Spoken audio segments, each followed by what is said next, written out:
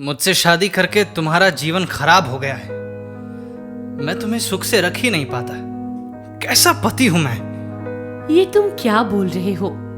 जन्म, मृत्यु, विवाह ये सब किस्मत की बात है। इसके ऊपर किसी का हाथ नहीं होता। आप ऐसा मत बोलिए। तो क्या बोलूं? शादी को 6 महीने नहीं हुए और इस बारिश की वजह से सारा खेत नष्ट हो गया। ऊपर से बाढ़ भी आने वाला है और ये घर भी मैं नहीं बचा सकता। क्या होगा हमारा? सब भगवान के ऊपर छोड़ दो, वो हमारी रक्षा करेंगे। सीता एक छोटी सी घर की लड़की थी, ज्यादा पढ़ी लिखी नहीं थी। उसके माँ पिता ने राम के साथ उसकी शादी करवाई थी। राम बहुत ही शरीफ और मेहनती लड़का था। खेती करके अपना घर चलाता था।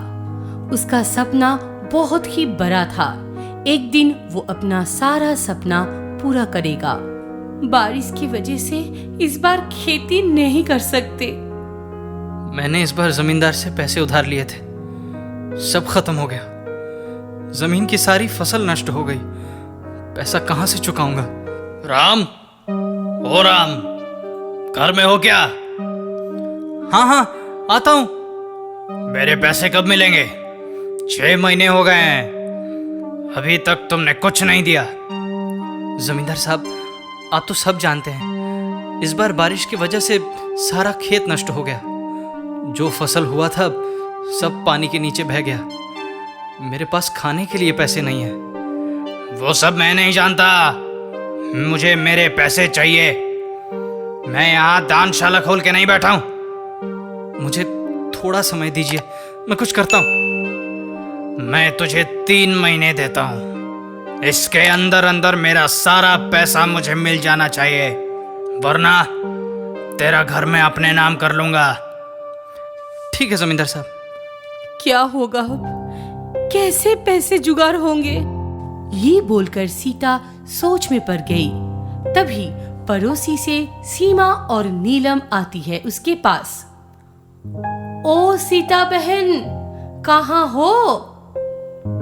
ओ सीमा और नीलम, आओ आओ, अंदर आओ।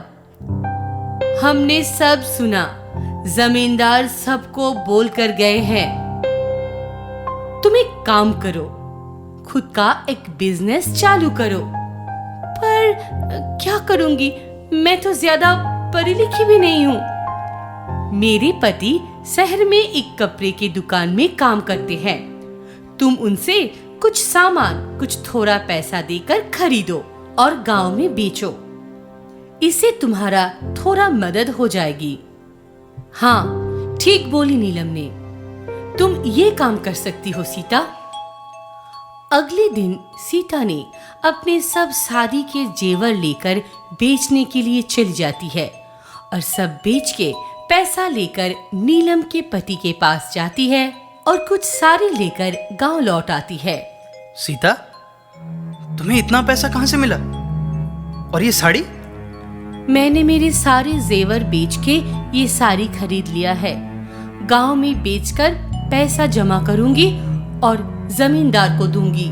सारे गांव में घूम घूम कर सीता साड़ी बेचने लगी और इस काम में राम भी उसका मदद करता था। 2 महीने के अंदर अंदर सीता और राम ने सारे पैसे जमा करके जमींदार को लौटा दिया और तब से राम ही शहर से साड़ी लेकर आता था। सुनिए ना, आपका तो सपना है बड़ा सा एक घर और एक गाड़ी का।